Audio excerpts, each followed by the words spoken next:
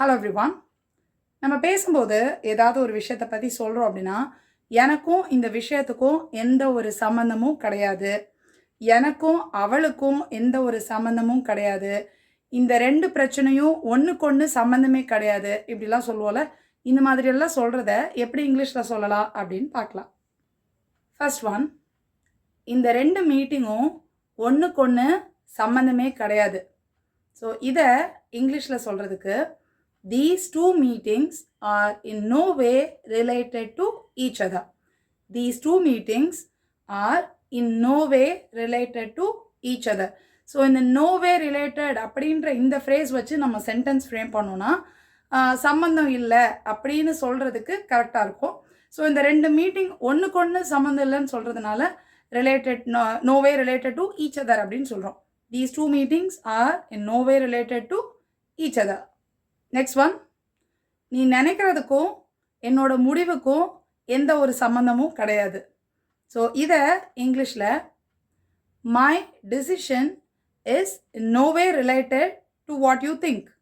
My decision is no way related to what you think அப்படின்னு சொல்லலாம். Next one, உண்மைக்கும் இந்த புரளிக்கும் எந்த ஒரு சம்மந்தமும் கிடையாது. யாராவது ஒருத்தர் ஒரு புரளியை கிளப்பி விட்டுட்டாங்க, ஆனால் இது உண்மையே கிடையாது, உண்மைக்கும் இதுக்கும் எந்த ஒரு சம்மந்தமும் கிடையாது அப்படின்னு நம்ம சொல்லணும். ஸோ அப்படி சொல்கிறதுக்கு, the rumour is no way related to the truth. The rumour is no way related to the truth அப்படின்னு சொல்லலாம். நெக்ஸ்ட் ஒன், எனக்கும் இந்த பிரச்சனைக்கும் எந்த ஒரு சம்மந்தமும் கிடையாது அப்படின்னு நம்ம சொல்லணும். யாராவது ஒருத்தர் ஏதாவது ஒரு பிரச்சனை வந்தோடனே நம்ம மேலே அதை பழிய போட்டாங்கன்னா, எனக்கும் இதுக்கும் எந்த சம்மந்தமும் கிடையாது அப்படின்னு நம்ம சொல்லுவோம்ல, அந்த மாதிரி சொல்கிறதுக்கு, I am in no way related to this problem. I am in no way related to this problem அப்படின்னு சொல்லலாம்.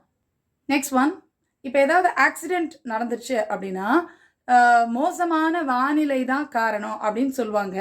அப்போ நம்ம வானிலைக்கும் இந்த ஆக்சிடெண்ட்டுக்கும் எந்த சம்மந்தமும் இல்லை அப்படின்னு நம்ம சொல்கிறோம்.